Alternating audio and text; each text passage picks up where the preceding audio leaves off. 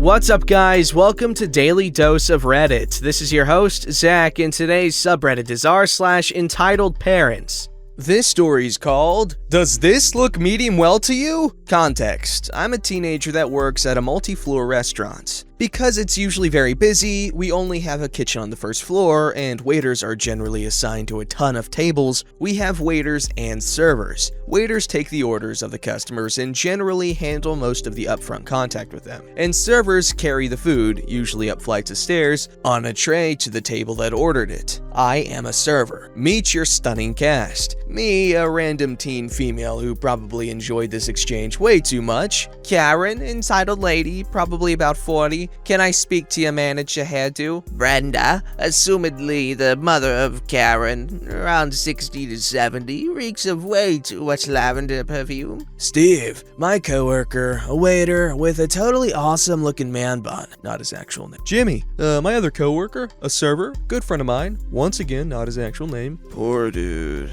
Karen's SO.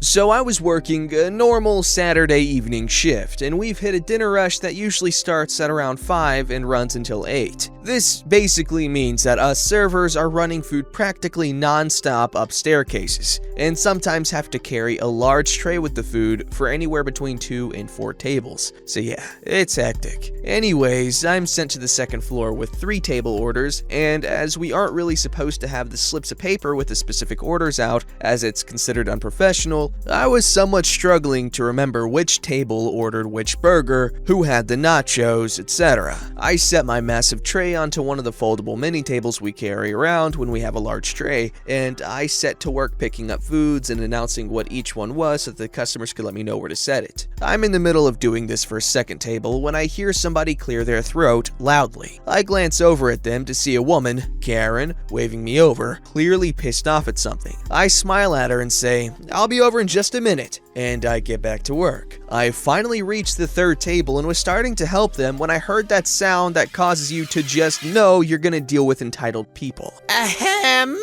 I nod in her direction and wave shortly to let her know I haven't forgotten her. Ahem! Me, rolling my eyes but keeping up my customer service face and voice. Thank you for your patience this far. I'll help you as soon as I finish here. I need service over here. Okay, I'll only be a minute. Karen rolls her eyes and makes some snide remark to Brenda, who shakes her head at me. I finished serving these really nice customers their food, and they were both pretty loud when thanking me for my awesome service, as they can tell as well as I can what I'm about to deal with. I thank them, and one lady mouthed, "Good luck" to me. Oh boy. I walk over to the table and put on my best customer service grin. Mind you, as I spoke, I was trying so hard not to sound ecstatic to help them that I'm sure I sounded like a Disney princess or something. Hello, how may I help you? There's something extremely wrong with my food. Oh, I'm so sorry. What seems to be the issue? Karen points at her completely untouched burger. This is the issue. I'm sorry, but I don't fully understand. Could you possibly elaborate so I can help more? Karen rolls her eyes. Fine. She cuts her burger in half with a knife, opens it and points at a tiny spot of pink. Does this look medium well to you? For the record, medium well cooked burgers means there is a little pink in it. Me, laughing internally, trying to keep a straight face. Oh, sorry for the confusion. I'm pretty sure medium well means there's a little pink in it. I understand how— No, you are wrong and clearly know nothing about how food is cooked. There should not be any pink whatsoever. I am not paying for this abomination. Honey. Don't interrupt me. At this point, I glance at Brenda and poor dude. Brenda is giving me a death glare for whatever reason, and poor dude is just sitting there, pretty pale and obviously uncomfortable. So I decide to try to end it as soon as possible for his sake. I apologize for any confusion. I'm afraid I don't have my tablet with me, so I can't enter your order, but would you like me to grab your waiter? Is that even a question? Okay, do you know what their name is? I can try to find them for you. No. At this point, Brenda finally chimes in, acting all high and mighty. Oh, I didn't catch his name, but I know what he looks like. Okay, I can try to work with that. What does he look like? Well, he's kinda tall, and he's not that good looking. I internally roll my eyes. Brenda, smug as hell. Oh, alright, I remember. He had Not even kidding. She paused for dramatic effect. She then said the next part like she was disgusted. A ponytail! Me practically wheezing as I was not expecting that. Oh, I think I know who you're talking about. Brenda gives a smug grin. Okay, I'll grab him for you. So I go and find my coworker Steve, the only guy on the floor with a man bun, and tell him what's going on. Not gonna lie, we laughed about it for a minute straight before he went out to deal with him, and I ran back to the kitchen to serve more food. Anyways, Steve ended up re-entering her order, this time as a well-done burger, for free. Sadly, I was not the one that ran that order, but the good news is my friend Jimmy got it and told me about it after the rush was over. This isn't word for word in any way because I heard it from about 2 hours after it happened. Hi, I have your classic cheeseburger cooked well done. Thanks for your patience. We do apologize for the previous confusion. I'm sorry? I didn't hear what you said. Would you like me to set this? You may as well throw it away. I'm not gonna eat it. Okay, well, the chefs made it for you for free, so would you like me to get you a to-go box? You teenagers never listen, do you? What? I said I don't want it. Go throw it away. You get paid to do stuff for customers, right? Jimmy looked pretty shocked. Look, I don't want to get in trouble for throwing away food if you suddenly decide you want it. So I'm just gonna leave this here and you can feel free to throw it away if you really don't want it. He walked away, ignoring how pissed off Karen was at that. Anyways, us servers didn't hear from them again, as we were busy and they didn't order anything else. However, I did manage to pass by their table after they left, and they left it a mess. They literally dumped their leftover sodas and alcoholic beverages onto the plates and pulled the lining out of their nacho chip basket. The burger that the chefs had remade? It was looking like a horse trampled the food in old McDonald's farm with the bun over here, the meat over there, here, lettuce there, lettuce everywhere, lettuce.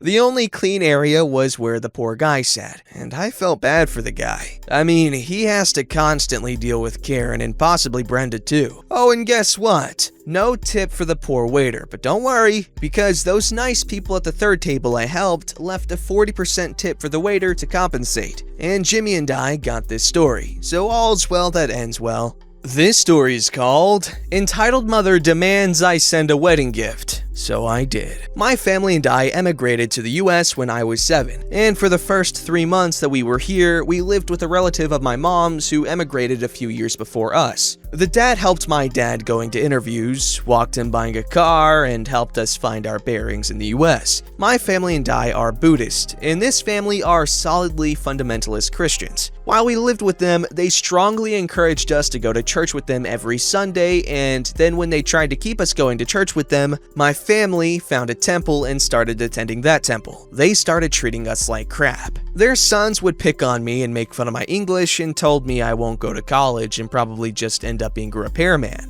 The mom and their daughter would make fun of my sister for her rapid weight loss and gains. When we found out later this was due to lupus and she had to be hospitalized, they told my mom that the reason my sister was sick is because we worship demons. About 15 years ago, the dad lost his job. My parents, who are now doing well, needed to retile the house. Hired the dad to do it, and when I asked how much they were charged, I was floored thinking they miscalculated. I told them they were overpaying, but my dad just said, "We're paying them back." This happened again. Every home improvement project my dad did, he would always hire the dad and would always be overcharged. The crappy thing is, the work is beyond subpar. Like the retiling work, I had to regrout the entire job when I visited one holiday. On top of this, they would always ask to borrow money and never paid my dad back. At this point, I figured my parents paid them back and then some. Frankly, I was completely done with them when I heard what they had said about my sister. One day, I get a wedding invitation.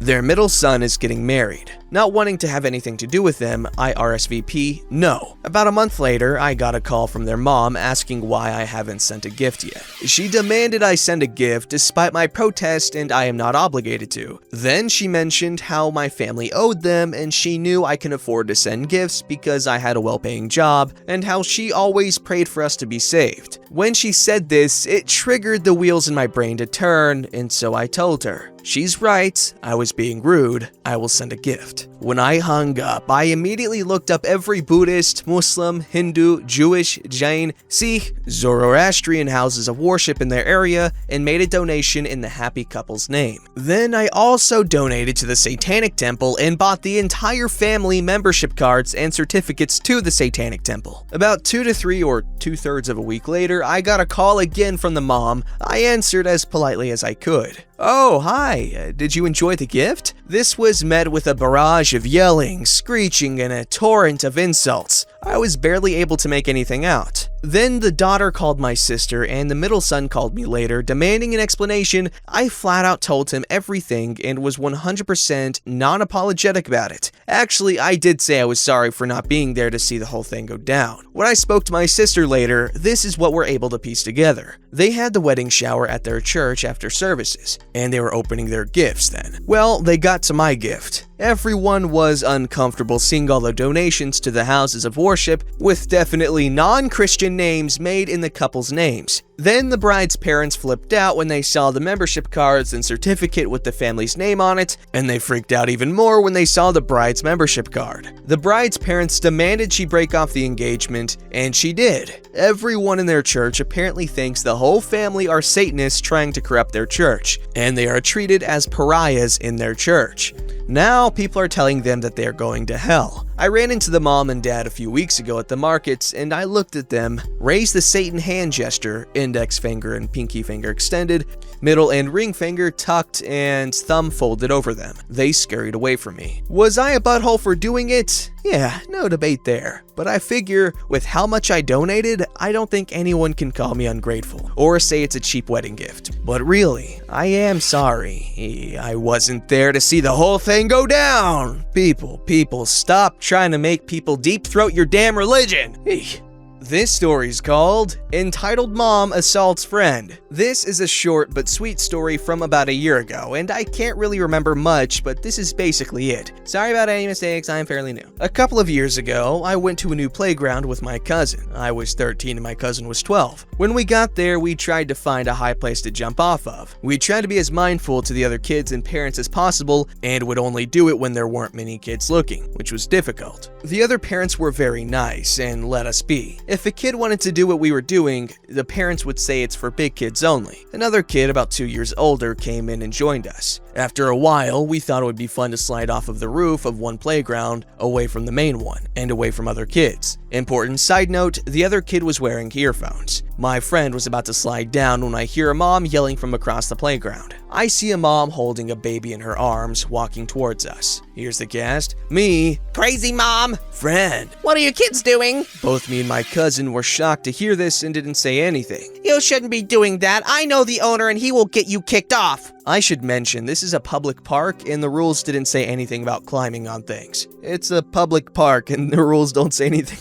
You just said the same thing twice, okay. At this point, she knew that wasn't going far, so she switched topics. I'll call the police for child endangerment. My friend had his music at full volume and couldn't hear anything, so he slid down, a sizable distance away from the mom. What are you doing? My friend didn't hear this and started cheering and giving us the thumbs up when mom grabbed him by the shirt, forcefully enough to knock the earbuds out and nearly drop the baby, and screamed, "Did you hear me?" At this point, I was scared that this lady was gonna punch him in the face, but she let go and looked around, to, I presume, a lot of weird looks and walked off saying something along the lines of, "I'm calling the police," or something. We were too shocked to do anything but just sit there until she left. After she left, we kind of laughed, even the kid who got assaulted, and exchanged numbers so we could hang out later. I regret not calling the police or doing anything, but I was just nervous she would attack me or something. We still do it to this day and have not seen the mom or had any trouble with anyone else since then. That's right, you kids, you do kid things. Don't let the haters hate. I used to be really into parkour when I was that age too. Like, I set up an obstacle course in my backyard. Well, we had a deck and like a shed, and we would just screw around, jump between the deck and the shed and off the shed and climb the deck and just do a bunch of crazy crap. I don't know. It was fun. Don't forget to like, subscribe, and hit that bell to never miss an episode.